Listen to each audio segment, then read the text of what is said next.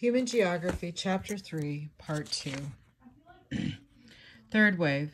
The third internal U.S. migration wave began shortly after Second World War and continues into the present. Following the end of the war and directly related to the impact of governmental defense policies and activities on the country's politics and economy, the region of the United States lying below the 37th parallel, also known as the Sun Belt, emerged as a migration destination. Between 1950 and 1990, this region, which includes 15 states and extends from North Carolina in the east to Southern California in the west and Florida and Texas to the south, experienced a 97.9% increase in population. Beginning in the late 1970s and early 1980s, the West also began to grow dramatically. At the same time, the West and the South were booming at the Midwest and Northeast, known variously as the Sun Belt, or a Snow Belt, Frost Belt, or Rust Belt, declined in population. The most compelling explanation for the large-scale population shift characteristic of the third migration wave was the pull of economic opportunity. Rather than being invested in upgrading the aged and obsolete urban industrial areas of the Northeast and Midwest, venture capital was invested in Sunbelt locations, where cheaper land, lower labor costs, and the absence of labor union organizations made the manufacturing and service sector activity more profitable. By the 1990 census, there was a decrease in the amount of in-migration to the Sunbelt, but the geography of the U.S. population at the end of the 20th century was nevertheless almost diametrically opposed to that of 150 years ago. Internal forced migration.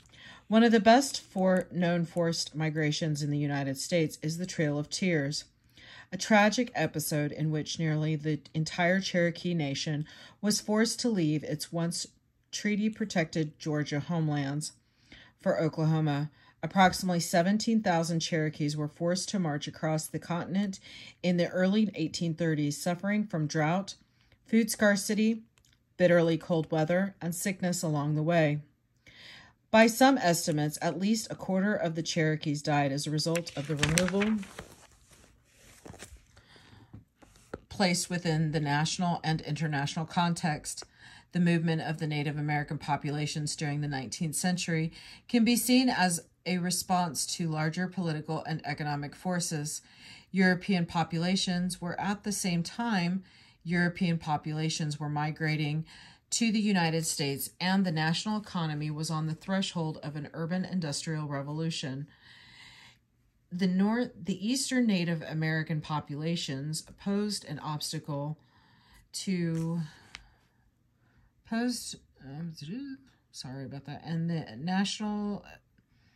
the Eastern Native American populations posed an obstacle to economic expansion, which was dependent upon geographic expansion. Growing Anglo-American prosperity, it was believed to had to be secured by taking Indian land. Today, many Native people in Alaska are being forced to migrate from their ancestral homes, this time because of climate-induced changes. Alaska has warmed twice as fast as the global average during the past half-century, resulting in sea ice diminishing, sea level rising, and the land itself experiencing temperature increases.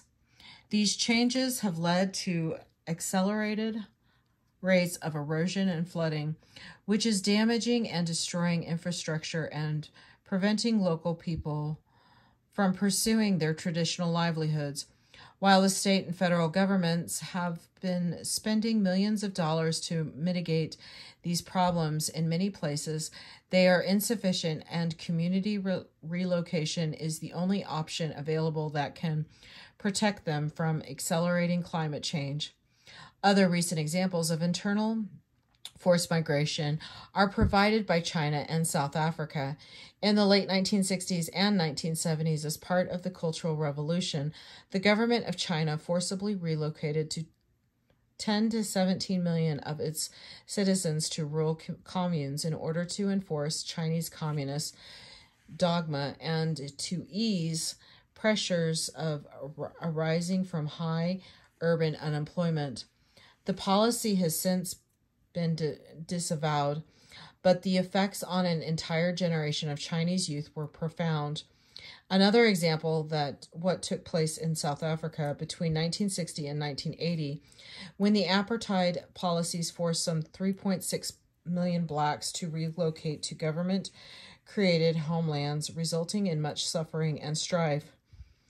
Indeed, civil war, ethnic conflict, famine, deteriorating economic conditions, and political repression have produced an extraordinary series of internal forced migrations in several sub-Saharan countries, as well as elsewhere throughout the globe.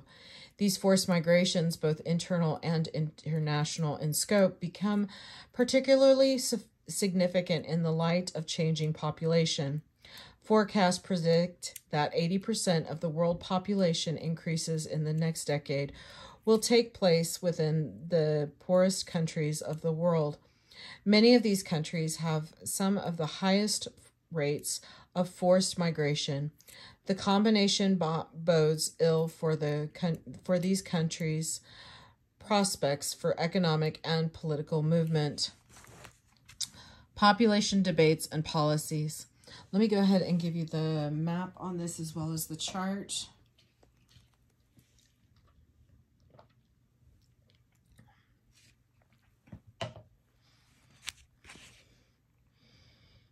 Here's the chart. Population debates and policies. One big question occupies the agenda of population experts studying world population trends today. How many people can Earth sustain without depleting or critically straining its resource base? The relationship between population and resources, which lies at the heart of this question, has been a point of debate among experts since the early 19th century. Population resources. The debate about population and resources originated in the work of an English clergyman named Thomas Robert Malthus, 1766 to 1834, whose theory of population relative to food supply established resources as the critical limiting condition upon population growth. Importantly, many critics have emerged to challenge him. Malthusian theory. Malthus's theory was published in 1798 in a famous book called An Essay on the Principle of Population. In this tract, Malthus sets up two important postulates. One, food is necessary to the existence of human being. Two, the passion between the sexes is necessary and constant. It is important to put the work of Malthus into the historical context within which it was written. Revolutionary changes, prompted in large part by technological innovations, had occurred in English agriculture and industry and were eliminating traditional forms of employment faster than new ones could be created. This condition led to a fairly widespread belief among wealthy members of English society that a surplus of unnecessary workers existed in the population. The displaced agriculturalist began to be a heavy surpluses of unnecessary workers existed in population. The displaced agriculturalist began to be a heavy burden on charity, and so-called poor, quote, poor laws, unquote, were introduced to regulate begging and public behavior. In his treatise, Malthus insisted that the power of population is indefinitely greater than the power of earth to produce subsistence. He also believed that if one accepted this premise, a natural law would follow. That is, the population would inevitably exhaust food supplies. Malthus's response to this imbalance was to advocate for the creation of laws to limit human reproduction, especially among poor people. Critiques of Malthus. Malthus was not without his critics, and influential thinkers such as William Goodwin, Karl Marx, and Friedrich Engels disputed his premises and propositions. Goodwin argued that there is no evil under which the human species cannot labor, that man is not competent to cure. Marx and Engels were in general agreement that technological development and an equitable distribution of resources would solve what they saw as a fictitious imbalance between people and food. In the mid-20th century, Esther Boserup, an agricultural expert who championed the role of women in economic development, challenged Malthus's pessimistic assumptions about the relationship between the population and resources. In contrast, the Malthusian argument that an insurmountable ceiling on food production acted as a natural limit on population growth. She countered that agricultural intensity rises with population density. She believed that households oriented their production to household requirements and not to the market, and were therefore adopted more productive technologies in order to meet their needs. In short, producers intensify production in order to maintain an adequate food supply. Boserup's ideas on agricultural intensification became prominent among international development agencies for several decades in the mid-20th century and are still applicable today. Taking a similar, though more structural approach to the population resource issue as Boserup did, geographer David Harvey has shown that adherence to Malthus's approach results in a doomsday conclusion about the limiting effect of resources on population growth.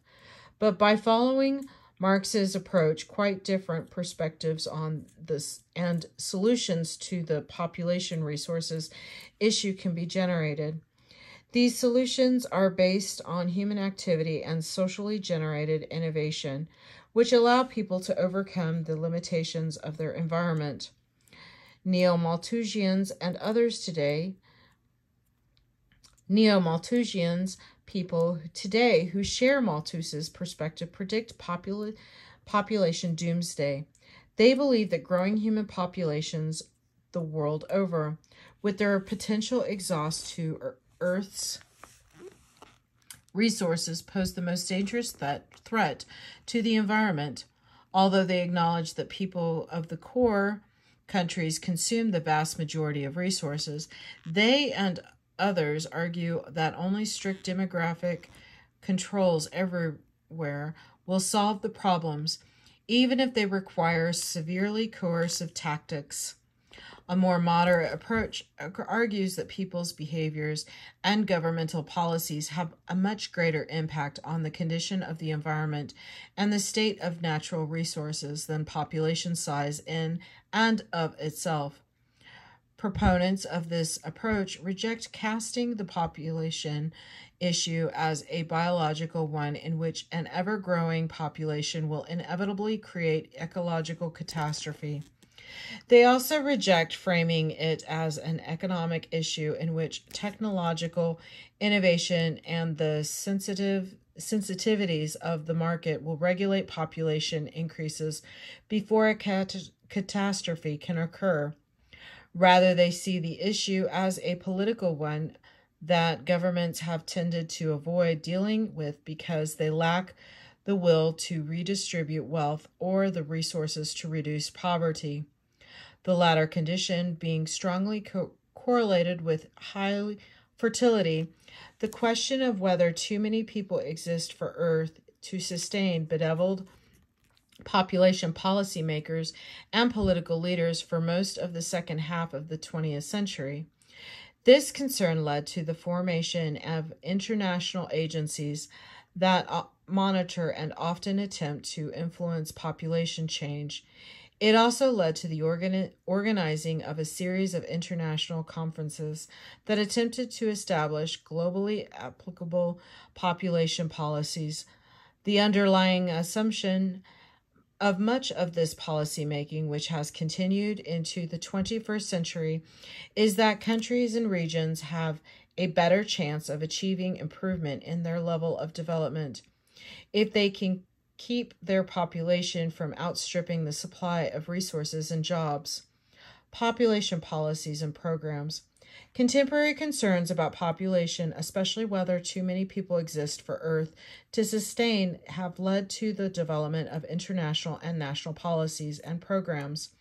A population policy is an official government strategy designed to affect any or all several objectives, including the size, composition, and distribution of population. The implementation of a population policy takes the form of population program.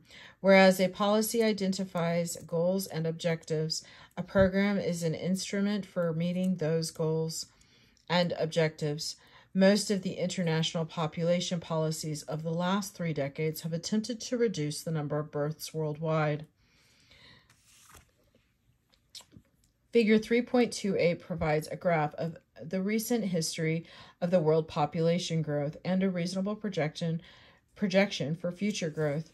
By the year 2050, the world is projected to contain nearly 9 billion people. In comparison, over the course of the entire 19th century, fewer than 1 billion people were added to the population. Over the next century, population growth is predicted to occur almost exclusively in Africa, Asia, and Latin America, while Europe and North America will experience very low and in some cases zero population growth. The differing rates of natural increase listed in 3.6 illustrate this point. At the turn of the 20th century, the core contained 32 countries with zero population growth. By contrast, the periphery contained 39 countries with rates of natural increase of 3.0 or more. A sustained rate of natural increase of 3.0 per year means a population will double in approximately 24 years, which would be the case for international population policies. Here's the graph. I'm going to kind of tilt the page.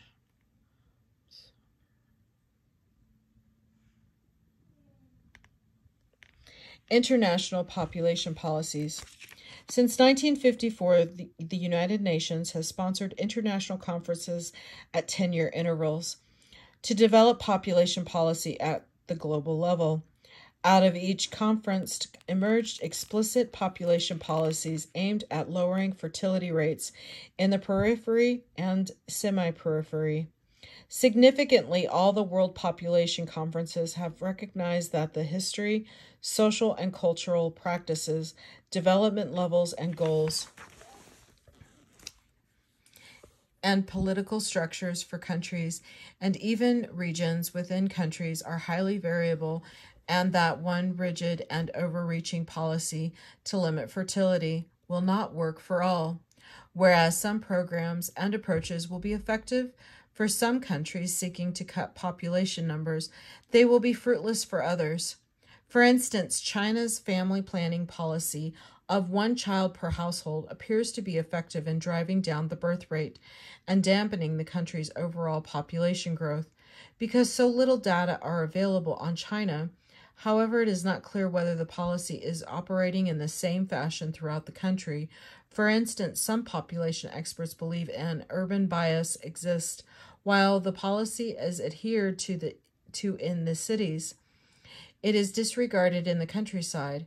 Interestingly, in the wake of the May 2008 Sichuan earthquake, with the death toll of approximately 90,000, including children caught in collapsed school buildings, the Chinese government suspended the policy. There is increasing discussion throughout China that the one-child policy should be abandoned for the entire country as the Chinese become increasingly urbanized and the fertility rate is dropping in spite of the policy, not because of it. Family planning regulations, including setting a legal age for marriage, offering incentives to couples to have only one child, and mandating increasingly severe disincentives for couples who have larger families. In India, family planning policies offering free contraceptives and family planning counseling have resulted in lowering the birth rate. Other countries such as Sri Lanka, Thailand, and Cuba, as well as the Indian state of Kerala, have lowered their birth rate not through regulation of family size, but by increasing access to local social resources, such as healthcare and education, particularly for women, more equality between men and women inside and outside the household is also believed to have a significant impact on reducing fertility. Today, over 92% of all countries support family planning programs and contraceptives, either directly through government facilities or indirectly through support of non-governmental activities, such as nonprofit family planning associations. Despite the pervasiveness of government support for contraceptive methods, however, some 215 million women would like to, but currently do not have, ready access to safe and effective modern means of contraception. The reasons why supply is not keeping up with demand are complex, but they involve several key factors, increasing the increasing cost of providing contraception, commodities, the cost of providing clinicians, facilities, counselors, and education materials, and the uncertain financial support of international donor organizations such as the U.S. Agency for International Development, the USAID, the single largest donor of contraceptives globally, and the UN Population Fund for family planning programs in poor countries, recognizing the central importance of economic development to improving the lives of women, men, and children throughout the world. International agencies are increasingly turning to sustainable economic development as a way of limiting births and ensuring an improved quality of life through the reduction of poverty.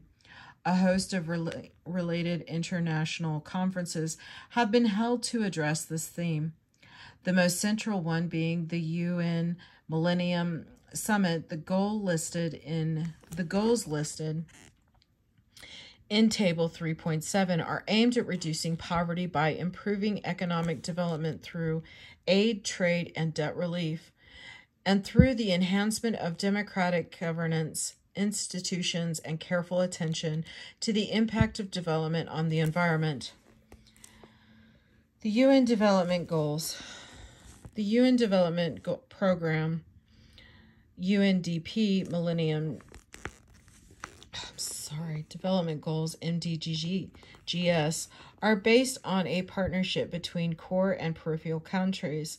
With respect to governance transformations, for instance, UNDP is working with an oil company and Amnesty International in Venezuela to provide the country's judges with a comprehensive understanding of human rights laws, regulations, and issues.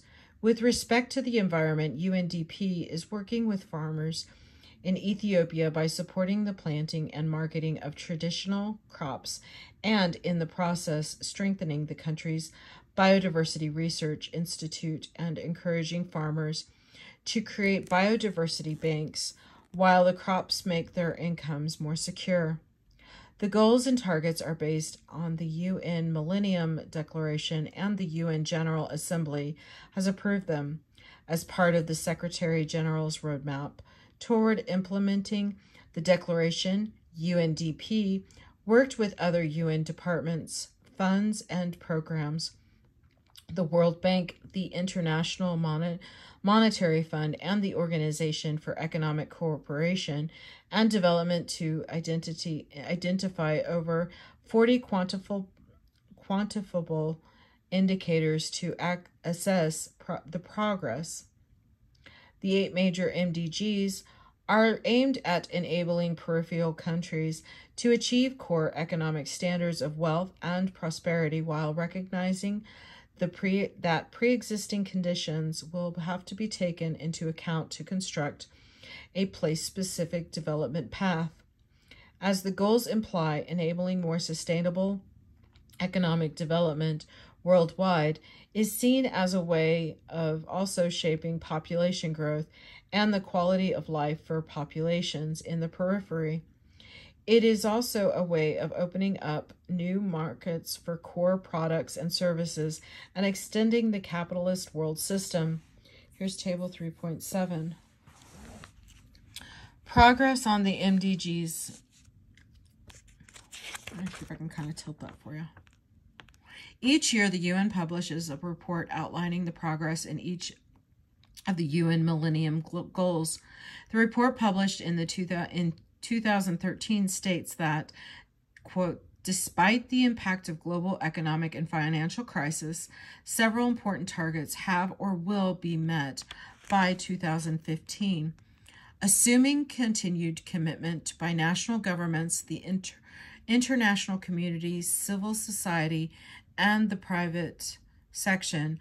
While the report is detailed and we are only providing the indicators of progress here, it is important to point out that sustained efforts are still required to address environmental sustainability, maternal and child health, and gender-based inequalities as they affect women's opportunities to shape their own lives.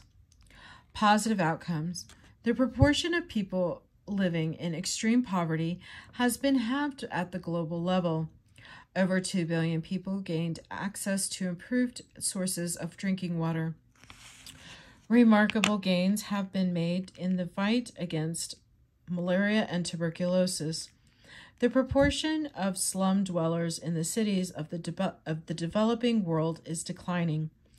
Lower debt burden and improved trading climate are widening the options for developing countries. The hunger reduction target is within reach. Negative factors. Environmental sustainability is under severe threat. New level of global cooperation is needed. While big gains have been made in child survival, more must be done to meet our obligations to the youngest generation. Most maternal deaths are preventable, but progress in this area is falling short. Access to antiretroviral therapy and knowledge about HIV prevention must expand. Too many children are still denied their right to primary education. Gains in sanitation are impressive, but not good enough. There is less aid money overall, with the poorest countries most adversely affected. The poorest children are most likely to be out of school. Gender-based inequalities in decision-making power persists. Future geographies. In autumn of 2014, the world contained about 7.28 billion people.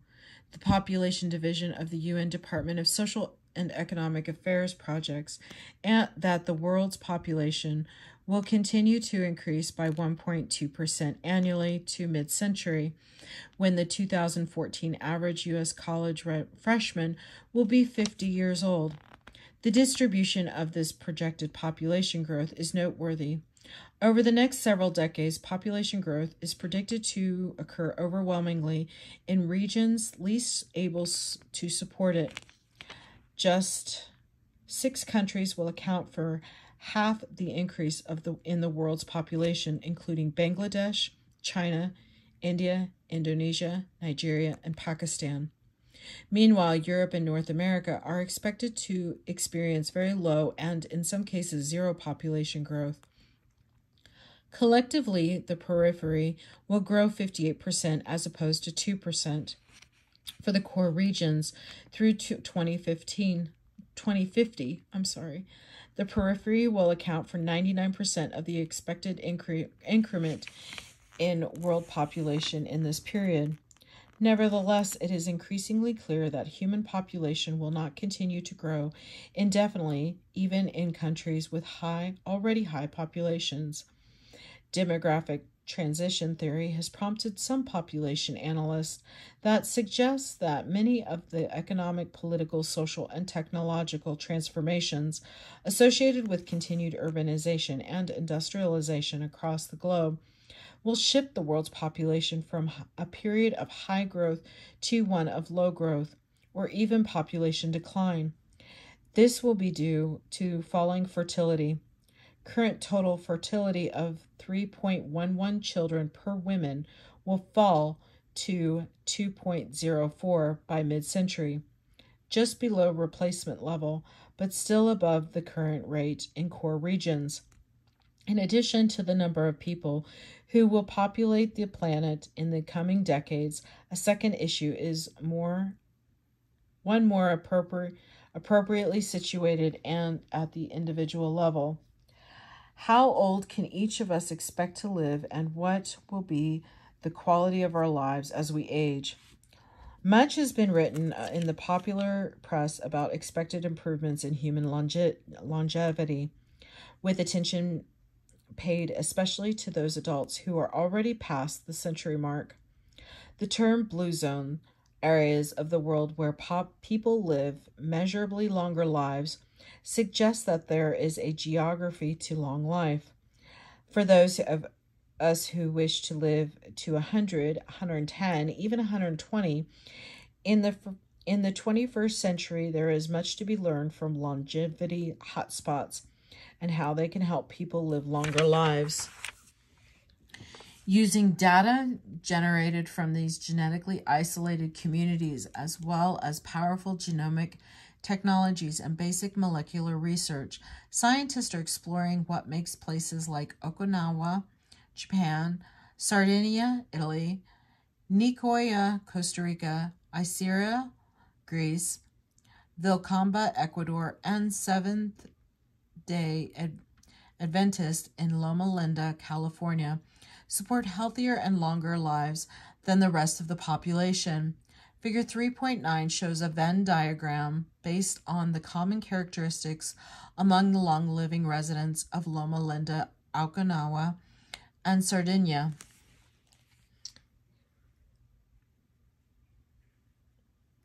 Here's the thing. In conclusion,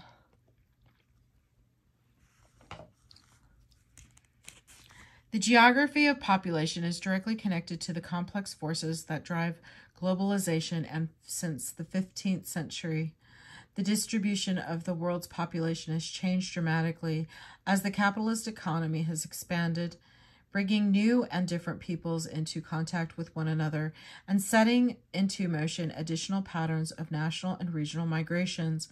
When capitalism emerged in Europe in the 15th century, the world's population was experiencing high birth rates, high death rates, and relatively low levels of migration or mobility.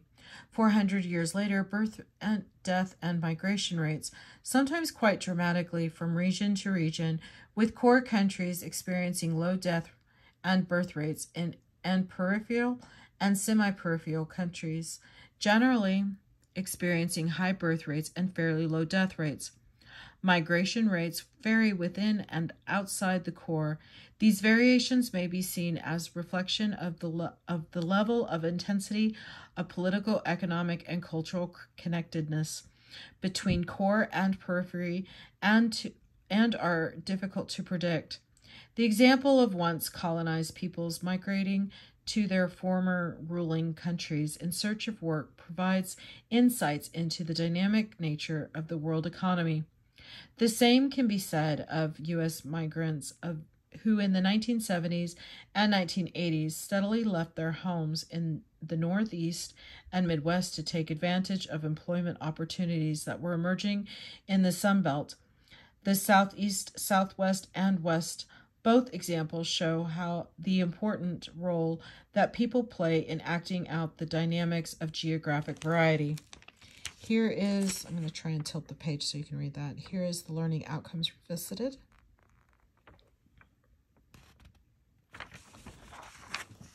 Here's the key terms.